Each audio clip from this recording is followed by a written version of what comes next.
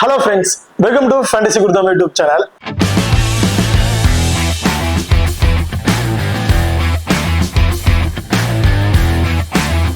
நீங்க இன்னும் நம்ம சேனலை சப்ஸ்கிரைப் பண்ணல, மறக்காம சப்ஸ்கிரைப் பண்ணிக்கங்க.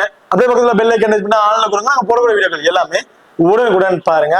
இன்னைக்கு நம்ம இந்த வீடியோல டாடா ஐபிஎல் நடக்கிற 70வது T20 மேட்ச். சோ இந்த 70வது T20 மேட்சோட ஒரு சின்ன ப்ரிவியூ வீடியோ அப்படிதான் பார்க்க போறோம். சோ இந்த வீடியோவை கடைசி ஸ்கிப் பண்ணாம பாருங்க.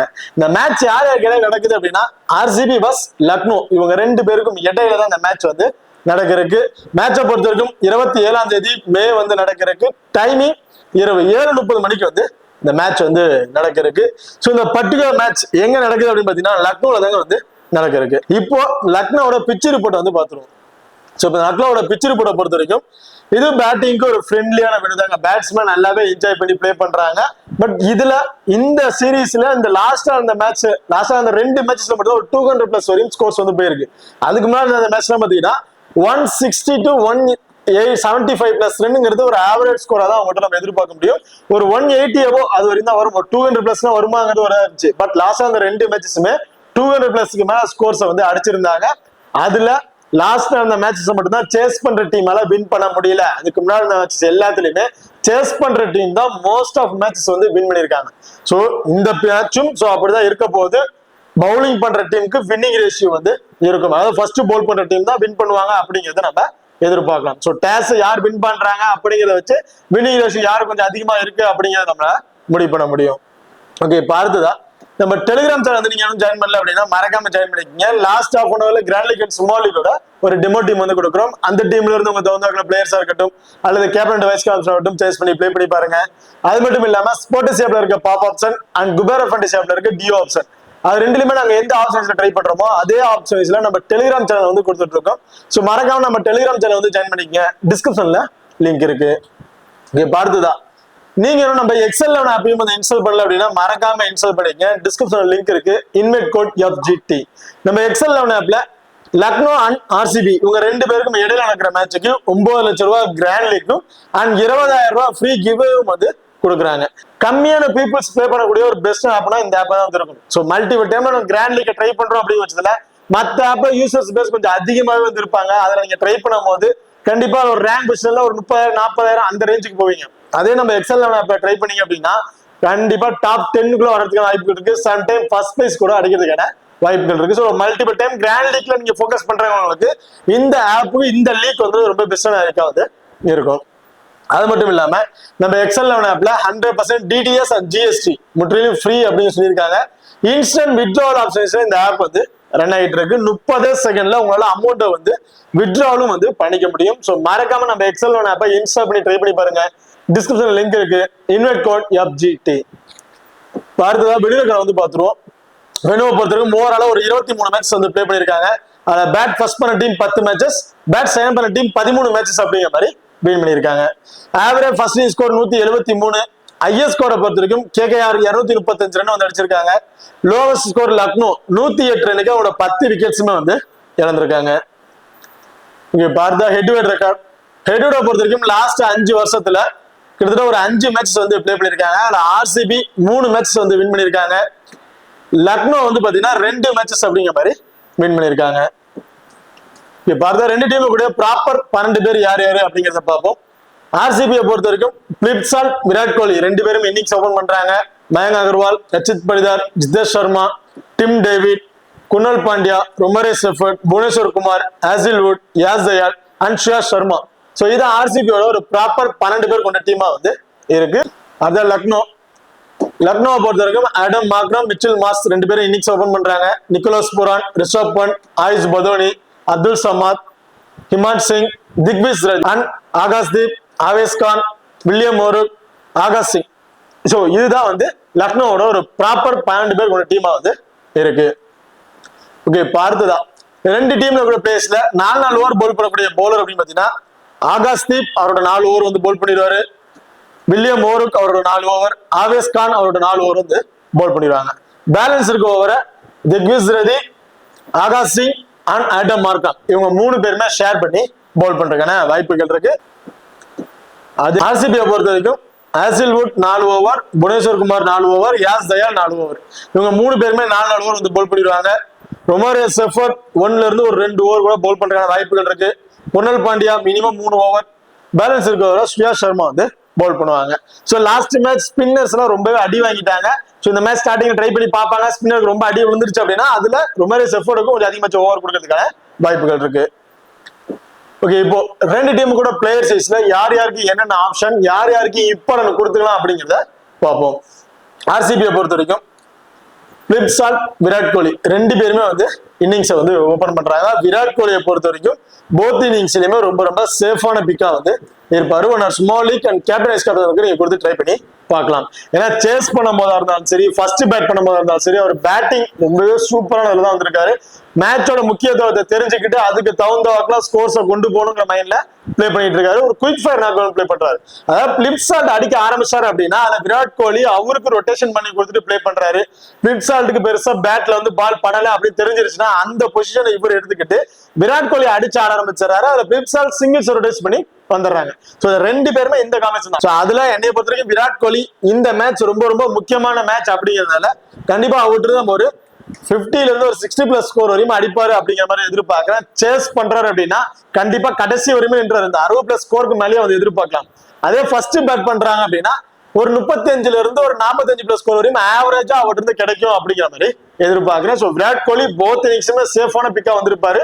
இன்னொரு ஸ்மால் லீக் நீங்க கேப்டன் கொடுத்து ட்ரை பண்ணி பாத்துக்கலாம். அதே பிளிப்சால்ட்டை பொறுத்த வரைக்கும் இந்த வெலுல லாஸ்ட் மேட்ச் அவர் பிளே பண்ணும்போது சுத்தமாகவே அவருக்கு பேட்டிங்ல படலதாங்க சொல்லணும். ரொம்பவே ஸ்லோ டவுனா பிளே பண்ணிட்டு இருந்தாரு. நிறைய ஷாட் ட்ரை பண்ணாரு, பட் பெருசாவே பேட்ல வந்து கனெக்ட் ஆகவே இல்லை. விராட் கோலி அவுட் ஆனாரு. அதுக்கப்புறம் நம்ம தான் அடிச்சாலும் முடிவு பண்ணிட்டு அதுக்கப்புறம் அவர் கரெக்டா பாலை பார்த்தாரு, டைமிங்கை எடுத்து கரெக்டா வந்து பிளே பண்ணி நல்ல ஒரு ஸ்கோர் வந்து அடிச்சிருந்தாரு. இந்த மேட்ச் எனக்கு தெரிஞ்சு போத் இன்னிங்ஸ்லுமே இருந்து ஒரு 35+ ஸ்கோர் வரையும் ஆவரேஜா அடிப்பாரு அப்படிங்கிற மாதிரி எதிர்பார்க்கிறேன். அண்ட் மேட்சுக்கு மேட்ச் 1 or 2 கேட்ச் வந்து பிடிச்சிடறாரு. ஒரு 2 கேட்ச் பிடிக்கிறாருன்னா ஒரு 16+ ஃபண்டிசே. ஓவராலா போத் இன்னிங்ஸ்ல ட்ரீம் டீம்ல வரக்கூடிய ஒரு பிளேயரா வந்து இருப்பாரு. மயங்க் அகர்வால் இந்த சீசன்லயே லாஸ்ட் மேட்ச் தான் வந்து ஃபர்ஸ்ட் மேட்சா வந்து இருந்துச்சு. அதுல எதர்ச்சியான ஒரு விக்கெட், அதாவது எட்ஜஸ்ட் பட்டு விக்கெட் கீப்பிங்க ஒரு கேட்ச் போயிருச்சு. பட் இதுக்கு முன்னாடி அவர் விளையாண்ட ஐபிஎல் தவிர்த்து மற்ற மேட்சஸ்லாம் வந்து பாத்தீங்கன்னா நல்லாவே வந்து பிளே பண்ணியிருந்தாரு. இந்த மேட்ச் எனக்கு தெரிஞ்சு இந்த வெறுல அவர் பிளே பண்ணியிருக்காரு. அவர் இந்த ஃபாஸ்ட் பவுலர்கிட்ட கொஞ்சம் அந்த ஸ்விங் ரேஸ்ல போகக்கூடிய பவுல்ட்ட கொஞ்சம் எட்ஜஸ்ட்ல விக்கெட் வந்து இழந்திருந்தாரு. எனக்கு தெரிஞ்சு இந்த மேட்ச் மயங்க் அகர்வால் இருந்து ஒரு 25+ ரன்னுங்கிறது போத் இன்னிங்ஸ்லுமே கிடைக்கிறதுக்கான வாய்ப்புகள் இருக்கும் அப்படிங்கிற மாதிரி எதிர்பார்க்கிறேன். ரஜித் படிதார் டோட்டலி ஃபிளாப் அப்படிதான் சொல்லணும். இந்த சீரீஸ் ஃபுல்லாவே ஸ்டார்ட் அப்ல ஒரு 2 மேட்ச் 3 மேட்ச் மட்டும் தான் அடிச்சாரு. அதுக்கப்புறம் ஒரு மேட்சஸ் கூட அவர் அடிக்கவே கிடையாதுன்னு சொல்லணும். ரொம்பவே ஃபிளாப்பா தான் விளையாடுறாரு. டாப் ஆர்டர்ல விக்கெட் போயிருச்சு. ஒரு கேப்டன்ஷிப்னாக்க அவர் வந்து இன்ன வரையுமே பிளே பண்ணவே கிடையாது.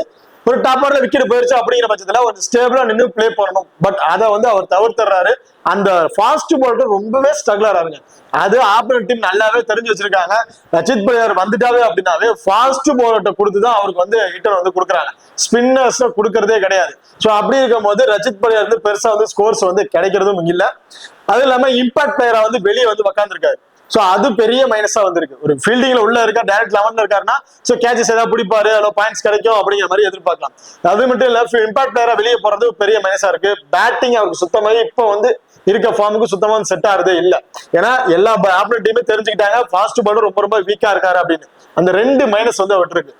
இந்த மேட்ச் அவர் வந்து அவரோட நாக்கு கண்டிப்பா கொடுத்தே ஆகணும். அப்படி கொடுத்தா மட்டும்தான் ஆர்சிபி வின் பண்ணும் அப்படின்னு நான் எதிர்பார்க்கிறேன். ஏன்னா டாப் ஆர்டருக்கு 2 விக்கெட் போயிருச்சு அப்படின்னா அடுத்தடுத்து வந்து பாத்தீங்கன்னா டிம் டேவிட் தான் இருக்காரு அடிக்கிற அவருடைய பிளேயர்ஸ்ல. மற்ற பிளேயர்ஸ்லாம் அடிச்சு 6 ரன் அடிச்சு விக்கெட் வந்து இழந்துடுறாங்க.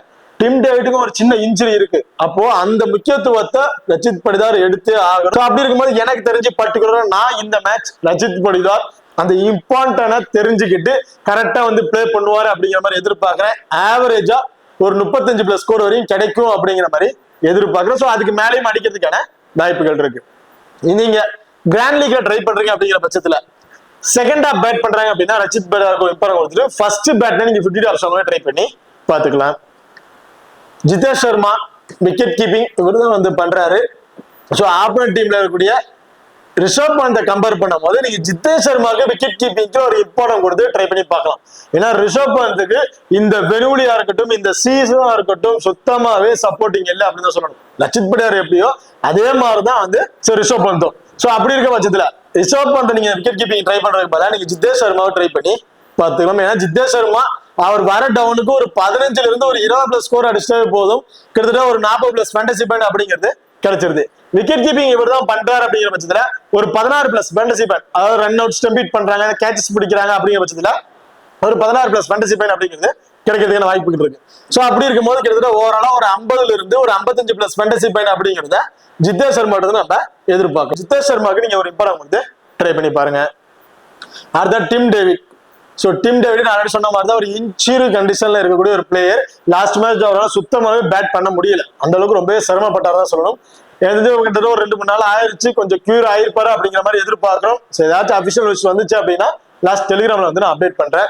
டிம் டேவிட் இந்த மேட்ச் பிளே பண்ணாரு அப்படின்னா அவர் பேட்டிங் ஆர்டர் வர பட்சத்துல ஒரு 25+ ஸ்கோர் அப்படிங்கிறத எதிர்பார்க்கலாம். பெரிய அளவுக்கு அவர் வந்து பேட்டிங் வந்து நம்ம எதிர்பார்க்க முடியாது. ஏன்னா டாப் ஆர்டர்ல இருக்கவங்களை விக்கெட் வைக்காம ஆட்டாங்கன்னா மேட்ச் முடிக்கிறதுக்கான வாய்ப்புகளும் வந்து இருக்கு. அப்படி இல்ல அப்படியே பேட்டிங் டிம் டேவிட் வராங்க கடைசி கட்டத்துல தான் வருவார் அப்படிங்கும்போது பெரிய ஸ்கோர் வந்து எதிர்பார்க்க முடியாது. ஒரு 25+ ஸ்கோர் வந்து எதிர்பார்க்கலாம். அண்ட் ஃபீல்டிங் பொசிஷன் ஒரு லாங்ல தான் வந்து நிற்பாரு. கண்டிப்பா பிடிச்ச ஒரு 16+ ஃபேண்டசி பாயிண்ட்ங்கிறது இந்த மேட்ச் மட்டும் இல்ல எல்லா மேட்சஸ்லயுமே ஓரளவு வந்து கேட்சஸ் பிடிச்சு. சோ அப்படி இருக்க பட்சத்துல டிம் டேவிட் லோ பர்சன்டேஜ் இருக்கிற ஒரு பிளேயர்ல அதான் Krunal Pandya left arm orthodox bowler. So ஸ்பின்னர்ஸுக்கு சுத்தமாவே சப்போர்ட்டிங் இல்ல அப்படின்னு தான் சொல்லணும். பட் இந்த மேட்ச் குர்னல் பாண்டியாட்ட இருந்து நமக்கு தெரிஞ்சு போத் இன்னிங்ஸ்ல வந்து ஒரு விக்கெட் வரைக்கும் கிடைக்கும் அப்படிங்கிற மாதிரி எதிர்பார்க்கிறேன். And batting order most probably வர மாட்டாரு. இவர்கிட்ட இருந்து இந்த மேட்ச் வந்து ஒரு 35+ ஃபேண்டசி பாயிண்ட் அப்படிங்கிறத கிடைக்கிறதுக்கான வாய்ப்புகள் இருக்கு. Romario Seifert. இந்த மேட்ச் டிம் டேவிட் இல்ல அப்படிங்கிற பட்சத்துல ரொமாரியோ செஃபர்ட் தான் அந்த மேட்ச்ல ரொம்ப ரொம்ப இம்பார்ட்டன்ட் பிக்கா வந்து இருப்பாரு. மினிமம் 2 ஓவராச்சும் கொடுத்து ட்ரை பண்ணிடுறாங்க. அதுல ஒரு விக்கெட் எடுக்கிறாரு அப்படின்னா ஒரு 35+ fantasy point. Fielding position same அதே தான், ஒரு 16+ ஃபேண்டசி பாயிண்ட் அப்படிங்கிறது கிடைக்கிறதுக்கு வாய்ப்பு இருக்கு. பேட்டிங் சோ டிம் டேவிட் இல்லாத பட்சத்துல டாப் ஆர்டர்ல இவர் தான் பேட்டிங் ஆர்டர் வருவாரு. சோ லாஸ்ட் மேட்ச் ரொம்ப அசால்ட்டா வந்து பிளே பண்ணிட்டாரு. பட் இந்த மேட்ச் அந்த மாதிரி இருக்காது. கண்டிப்பா ஒரு பேட்டிங் ஆர்டர் வர டவுனுக்கு எதிர்பார்க்கலாம். குர்னல் பாண்டியா ட்ரை பண்ற இடத்துல நீங்க அதுல ரொமாரியோ செஃபர்டுக்கு இந்த மேட்ச் இம்பார்ட்டன்ட் கொடுத்து ட்ரை பண்ணி பாருங்க. போத் இன்னிங்ஸுமே ஒரு இம்பார்ட்டன்ட் பிக்கா வந்து இருப்பாரு. புவனேஸ்வர் குமார் செகண்டா போல் பண்றாரு அப்படின்னா ஒரு இம்பார்ட்டன்ட் கொடுத்து ட்ரை பண்ணிக்கங்க. ஃபர்ஸ்ட் போல் பண்ணும்போது அவருக்கு சுத்தமா விக்கெட்டிங் ஆப்ஷன் வந்து இல்ல. செகண்டா போல் பண்ணும்போது வேணா இவருக்கு நம்ம ஒரு 2 விக்கெட் அப்படிங்கிற எதிர்பார்க்கலாம். இந்த வெளியூர்ல மட்டும் கிடையாது, இந்த சீரீஸ்ல அவர் பிளே பண்ண மேட்ச் எல்லாத்துலயும் பாத்தீங்கன்னா ஏதாவது 1 or 2 மேட்சஸ்ல மட்டும் தான் ஃபர்ஸ்ட் போல் பண்ணும்போது விக்கெட் எடுத்துருப்பாரு இல்லையா. மத்த எல்லா மேட்சஸுமே செகண்டா போல் பண்ணும்போது தான் விக்கெட் எடுத்து ட்ரீம் டீம்லயும் வந்திருக்காரு. சோ அப்படி இருக்கும்போது புவனேஸ்வர் குமார நீங்க செகண்டா போல் பண்ணும்போது வேணா ஒரு விக்கெட்டிங் ஆப்ஷன் பவுலரா வந்து நீங்க ட்ரை பண்ணி பாத்துக்கலாம். ஹாசில்வுட் இந்த மேட்ச் போத் இன்னிங்ஸ்லயுமே ஒரு இம்பார்ட்டன்ட் பிக்கா வந்து இருப்பாரு. ஒரு கிராண்ட் லீக்கு கேப்டன்ஷிப்பாவே நீங்க கொடுத்து ட்ரை பண்ணி பாத்துக்கலாம். இல்ல ஸ்மால் லீக் ரிஸ்க் எடுக்கிற ஒரு பிளேயருக்காச்சும் நான் எல்லாரும் கொடுத்த மாதிரி போகாம கொஞ்சம் ரிஸ்க் எடுத்து ஒரு பிளேயருக்கு நான் வைஸ் கேப்டன் சேஞ்ச் பண்ணணும்னு நினைச்சீங்கன்னா அதுல நீங்க ஹாசில்வுட்டுக்கு ஒரு வைஸ் கேப்டன் கொடுத்து சேஞ்ச் பண்ணி ட்ரை பண்ணி பார்க்கலாம். இந்த வெனுவுல ஒரு நல்ல ஒரு விக்கெட்டிங் ஆப்ஷன் பவுலர் ஆர்சிபிக்கு அப்படின்னு பாத்தீங்கன்னா ஹாசில்வுட் தான் வந்து இருந்திருப்பாரு. சோ லாஸ்ட் மேட்ச் அவர் பிளே பண்ணியிருந்தா கண்டிப்பா நல்ல ஒரு விக்கெட்டிங் ஆப்ஷன் வந்து இருந்திருக்கும். ஏன்னா இந்த வெனுவுல பால் நல்லாவே பவுன்ஸ் ஆகுது, நல்ல பவுன்சஸ் போடக்கூடிய ஒரு பவுலர். பால் அந்த டைமிங் தகுந்தாக்கல பேட்ஸ்மேனுக்கு தகுந்தாக்கல சேஞ்ச் பண்ணி பவுல் பண்ணக்கூடிய ஒரு பவுலரா வந்து இருக்காரு ஹாசில்வுட். சோ அப்படி இருக்க பட்சத்துல இந்த மேட்ச் எனக்கு தெரிஞ்சு ஃபர்ஸ்ட் பவுல் பண்ணாருன்னா 3 விக்கெட் வரையும் எடுக்கிறதுக்கான வாய்ப்புகள் இருக்கு. செகண்டா பவுல் பண்ணாருன்னா 2 விக்கெட் அப்படிங்கிறத எதிர்பார்க்கலாம். யாஸ் தயால் ஆக்சுவல் போத் இன்னிங்ஸ்ல இருந்து ஒரு விக்கெட் இப்படிதான் வந்து எதிர்பார்க்கணும். பெரிய அளவுக்கு ஒரு விக்கெட்ஸ் வந்து நம்ம எதிர்பார்க்க முடியாதுங்க. பால் ஸ்டார்டிங் பவர் பிளேயர் பவுல் பண்றாரு, பால் நல்லாவே ஸ்விங் ஆகுது. சோ அந்த பவர் பிளேயர் ஒரு விக்கெட் அப்படின்னு விட்டு நம்ம எதிர்பார்க்கலாம். அதுக்கப்புறம் அவருக்கு விக்கெட் கிடைக்குமாங்கிறது பெரிய கொஸ்டின் மார்க்கா வந்து இருக்கு. ஷியா சர்மா சோ 10ல ஒரு டீம்ல ட்ரை பண்றேன் வேணா அவரை வந்து ட்ரை பண்ணி பாருங்க. எல்லா டீமுக்கும் அவர் சூட்டபிளா இருப்பாரா அப்படிங்கிறது பெரிய கொஸ்டின் மார்க் தான். ஏன்னா லெக் பிரேக் பவுலர் இந்த வெனுவுக்கு சுத்தமாவே சப்போர்ட்டிங் இல்ல. பட் இந்த வெனுவுல லெக் பிரேக் பவுலர்ஸ் விக்கெட் எடுத்திருக்காங்க. அதை ஃபர்ஸ்ட் பவுல் பண்ணும்போது வந்து விக்கெட்ஸ் வந்து எடுத்திருக்காங்க. பட் ஷியா சர்மாக்கு இந்த சுத்தமா சப்போர்ட்டிங் இல்லைங்க. எல்லா பாலுமே அடி விழுந்துருச்சு. ஏன்னா அந்த அளவுக்கு ஒரு ஸ்டார்ட் அப்ல பவுல் பண்ணது இந்த கடைசி மேட்ச்ல பெருசா ரிட்டர்ன் கொடுக்கல. இந்த மேட்ச் எனக்கு தெரிஞ்சு ஒரு விக்கெட் எடுப்பாரு வேணா விட்டது நம்ம எதிர்பார்க்கலாம். பெரிய அளவுக்கு விக்கெட் ட்ரீம் டீம்ல வருவாரா அப்படிங்கிறது பெரிய டவுட் தான். நான் ரிஸ்க் எடுக்க தயாரா இருந்துச்சுன்னா 10ல ஒரு டீம்ல வேணா அவருக்கு இம்பார்ட்டன் கொடுத்து ட்ரை பண்ணி பாருங்க. அடுத்ததா லக்னோவை பொறுத்த வரைக்கும் ஐடம் மார்க்ரம் மிச்சல் மாஸ் 2 பேருமே இன்னிங்ஸ் வந்து ஓபன் பண்றாங்க. சோ இதுல ஐடம் மார்க்ரம் அதாவது இதே 5 பவுலிங் ஆப்ஷனோட தான் போறாங்க அப்படின்னா 6th பவுலிங் ஆப்ஷனுக்கு ஐடம் மார்க்ரமுக்கு பவுலிங் ஆப்ஷன் கொடுத்து ட்ரை பண்ணுவாங்க. சோ அப்படி அவர் 1 or 2 ஓவர் கொடுத்து ட்ரை பண்ற பட்சத்துல ஒரு அன்எக்ஸ்பெக்டான ஒரு விக்கெட் அப்படிங்கிறத விட்டு நம்ம எதிர்பார்க்கலாம். அது மட்டும் இல்லாம பவர் பிளேயை பயன்படுத்திட்டு ஒரு 20ல இருந்து ஒரு 25+ ஸ்கோர் அப்படிங்கிற மாதிரி அடிச்சிடறாரு. சோ ஸ்மால் விக்கெட் ட்ரை பண்ணும்போது ரொம்ப சேஃபான பீக்கா இருப்பாரு ஐட்டம் மார்க்காம பொறுத்த வரைக்கும். அதே மிச்சல் மாஸ் அப்படின்னு எடுத்துக்கிட்டீங்கன்னா ஃபர்ஸ்ட் பேட் பண்றாங்க அப்படின்னு ஒரு இம்பார்ட்டன் கொடுத்துட்டு செகண்ட் பேட்னா நீங்க ஒரு 50 டாப்ஸ் ட்ரை பண்ணி பார்க்கலாம். இல்ல அவருக்கு பதிலா நீங்க வேற பிளேயரை கூட ட்ரை பண்ணி பாத்துக்கலாம். ஏன்னா லாஸ்ட் மேட்ச் ரொம்ப சூப்பரா பெர்ஃபார்மன்ஸ் பண்ணாரு, 100+ ஸ்கோர் வரையும் அடிச்சிருந்தாரு, எல்லாம் ஓகே. பட் அந்த வெனு அகமதாபாத்ல வந்து நடந்துச்சு, ஜிடிக்கு அகைன்ஸ்டா அவர் பிளே பண்ணி நல்ல ஸ்கோர் வந்து எடுத்திருந்தாரு. பட் இந்த மேட்ச் லக்னோ நடக்குது. லக்னோல நல்ல ஒரு ரெக்கார்ட் வச்சிருக்காரு, ஒரு ஆவரேஜ் ஒரு 25+ ரன்ங்கிறது ஒரு ஆவரேஜ் ஸ்கோர் வந்து வச்சிருக்காரு. பட் இருந்தாலும் அவரு ஸ்ட்ரகிள் ஆகிற வயசுல இருக்கக்கூடிய பிளேயர் பாத்தீங்கன்னா பவுன்சர்ஸ் போகக்கூடிய போலர் அண்ட் ஸ்விங் வேரியேஷன்ல போகக்கூடிய பவுலர்ஸ் தான் கொஞ்சம் விக்கெட் வந்து இழந்துறாரு. சோ அப்படி இருக்கும்போது ஹேசல்வுட்டுக்கும் மிச்சல் மார்ஸுக்கும் ஒரு பேட்டில் இருக்க வாய்ப்புகள் இருக்கு இந்த மேட்சஸை பொறுத்த வரைக்கும். நிக்கோலஸ் பூரான் இந்த மேட்ச் நீங்க போத் இன்னிங்ஸ்லுமே இம்பார்ட்டன் கொடுத்து ட்ரை பண்ணி பாருங்க. காரணம் என்னன்னா பவர் பிளேக்குள்ள ஒரு விக்கெட்ஸ் விழுகிற பட்சத்துல அந்த பவர் பிளேயை பயன்படுத்திட்டு நல்லாவே ஆடக்கூடிய ஒரு பிளேயர் பார்த்தீங்கன்னா நிக்கோலஸ் பூரான் வந்திருக்காரு. ஏன்னா இப்ப கிட்டத்தட்ட ஒரு 3 ஓவர்ல 4 ஓவர்ல ஒரு விக்கெட் விழுந்துருது அப்படின்னு ஒரு டீமை மேக் பண்றீங்க அப்படிங்கிற பட்சத்துல அதுல நிக்கோலஸ் பூரான் ரொம்ப ரொம்ப இம்பார்ட்டன்ட் பிளேயரா வந்திருப்பாரு. ஒரு ஸ்மால் லீக்கு நீங்க கேப்டன்ஷிப் கூட கொடுத்து ட்ரை பண்ணி பார்க்கலாம். இல்ல கிட்டத்தட்ட அந்த பவர் பிளே முடிஞ்சு ஒரு 7-8 ஓவருக்கு அப்புறம் தான் விக்கெட் விழுகுது அப்படின்னு டீமை மேக் பண்ணீங்கன்னா நிக்கோலஸ் பூரான் டீம்ல ஒரு ஆப்ஷனா வந்து நீங்க ட்ரை பண்ணி பாருங்க. அந்த கேப்டன் வைஸ் கேப்டன் கண்டிப்பா சூட்டபிளா வந்து இருக்க மாட்டாரு. இன்னைக்கு எனக்கு தெரிஞ்சு இந்த மேட்ச் பவர் பிளேக்குள்ள ஒரு பேட்டிங் ஆர்டர் வந்தாரு அப்படின்னா 50+ ஸ்கோருக்கு மேல அடிக்கிறதுக்கான வாய்ப்புகள் இருக்கு. பவர் பிளேக்கு அப்புறம் மினிமம் ஒரு 8-9 ஓவருக்கு அப்புறம் தான் விக்கெட் விழுது, அதுக்கப்புறம் தான் ஒரு பேட்டிங் ஆர்டர் வராருங்க பட்சத்துல ஒரு 25ல இருந்து ஒரு 30+ ஸ்கோர் இது வந்து விட்டு நம்ம எதிர்பார்க்க முடியும். அதுக்குள்ள கொஞ்சம் ஏர்ல விக்கெட் இழக்கிறதுக்கான வாய்ப்புகளும் வந்து இருக்கு. ரிஷப் பண்ட் நான் ஆல்ரெடி சொன்ன மாதிரி தான் ரிஷப் பண்ட் நீங்க பிக் பண்ணணும்னு நினைக்கிறதுக்கு பதிலா ஜிதேஷ் சர்மா ரொம்பவே சேஃபான பிக்கா வந்து இருப்பாரு. ரிஷப் பண்ட் பெருசா வந்து பேட்டிங் வந்து ஸ்கோர்ஸ் வந்து எதிர்பார்க்க முடியாது. இங்க டாப் ஆர்டர்ல இருக்கவங்க கொஞ்சம் கடைசி வரை நின்று பிளே பண்றாங்க அப்படிங்கிற பட்சத்துல இவருக்கு பதிலா ஆயுஷ் பதோனி தான் பேட்டிங் ஆர்டர் வரதுக்கு வாய்ப்புகள் இருக்கு. சோ அப்படி இருக்கும்போது ரிஷப் பண்ட் பேட்டிங் ஆர்டர் வந்தாரு அப்படின்னா ஒரு 15+ ஸ்கோர்ல இருந்து ஒரு 20+ ஸ்கோர் இந்த மாதிரி வந்து எதிர்பார்க்கணும். பெரிய அளவுக்கு ஒரு ஸ்கோர்ஸ் வந்து எதிர்பார்க்க முடியாது. அது ட்ரீம் டீம்ல வர அளவுக்கு இருக்குமாங்கிறது பெரிய டவுட் தான். சோ அப்படிங்கிற ரிஸ்க் எடுக்க நான் தயார், கிராண்ட் லீக்லாம் ரிஸ்கா தான் போறேன் அப்படிங்கிற வேணா ஒரு வந்து ட்ரை பண்ணி பாருங்க. சோ அதுலயே நான் எல்லா டீம்லயுமே ட்ரை பண்ண விரும்பல நினைச்சீங்கன்னா எனக்கு தெரிஞ்சு ஒரு 2 டீம்ல வேணா இவருக்கு வந்து ஒரு இம்பார்ட்டன் கொடுத்து ட்ரை பண்ணி பார்க்கலாம். மற்ற டீம்ல நீங்க ஜிதேஷ் சர்மாவை ட்ரை பண்ணி பாத்துக்கங்க.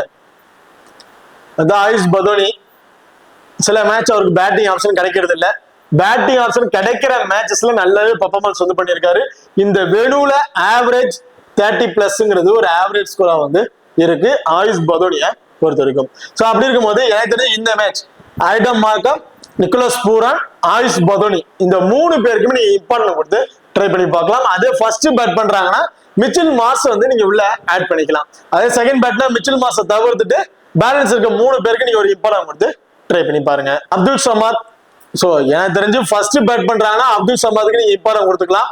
ஒரு 20+ ஸ்கோர் வந்து ஒரு 25+ ஸ்கோர் வரையும் அடிக்கிறதுக்கான வாய்ப்புகள் இருக்கும். அதே செகண்டா பேட் பண்றாங்க பட்சத்துல அப்துல் சமாதை நீங்க கன்சல்ட் பண்ணவே தேவையில்லை.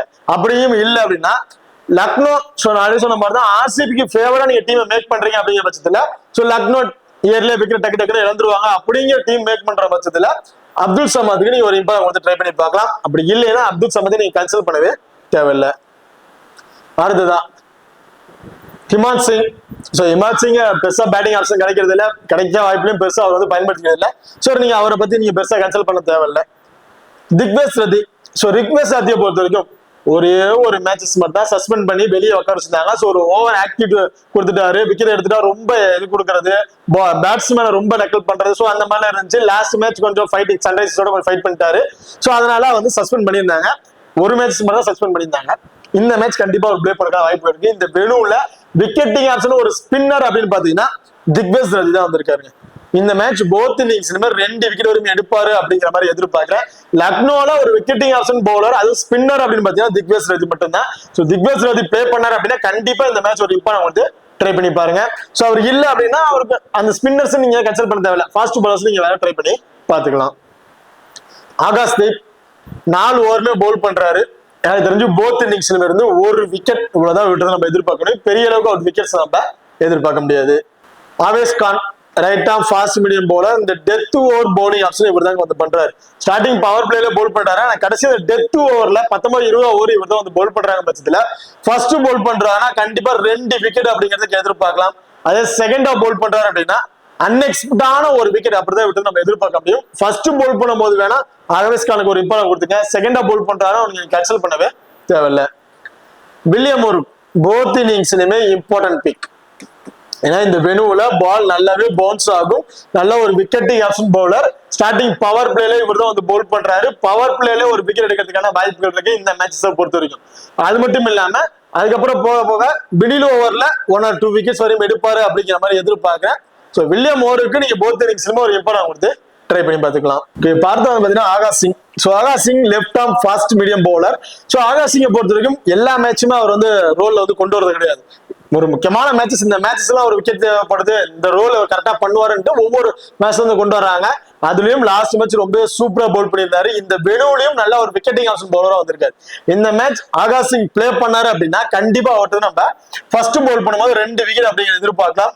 செகண்டா பவுல் பண்ணாருன்னா ஒரு விக்கெட் அந்த பவர் பிளே பயன்படுத்திட்டு ஒரு விக்கெட் வரையும் எடுப்பாரு அப்படிங்கிறத எதிர்பார்க்கலாம். இந்த மேட்ச் அவர் பிளே பண்ணல, வேற பிளேயர்ஸ் இருந்தாங்க அப்படின்னா நான் டெலிகிராம்ல வந்து அப்டேட் பண்றேன். ஏன்னா லக்னோவை பொறுத்த வரைக்கும் மேட்ச் வந்து உங்களுக்கு முடிஞ்சிருச்சு.